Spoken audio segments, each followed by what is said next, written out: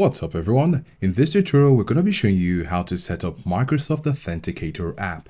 So make sure to stick around to the end to understand how you can do this. The first thing you need to do is to go to Microsoft.com and sign in.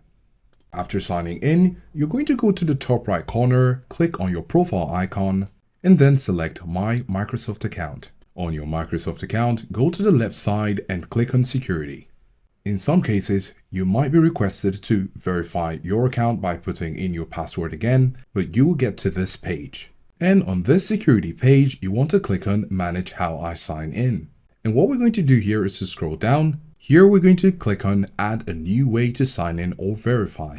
Among these three options, you want to click on Use an app. Now when we get to this page, we're going to click on Set up a different Authenticator app. And at this point, we're going to have to open our Microsoft Authenticator app on our mobile devices. And when we're here, we're going to go over to the top right corner where we have the plus icon. Tap on it. We will be selecting Personal Account. Choose Scan QR Code. And if this is the first time, you'll need to allow Authenticator to access your camera.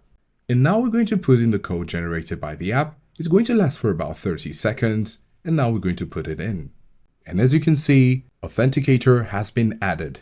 We're going to tap on OK, and the process has been completed.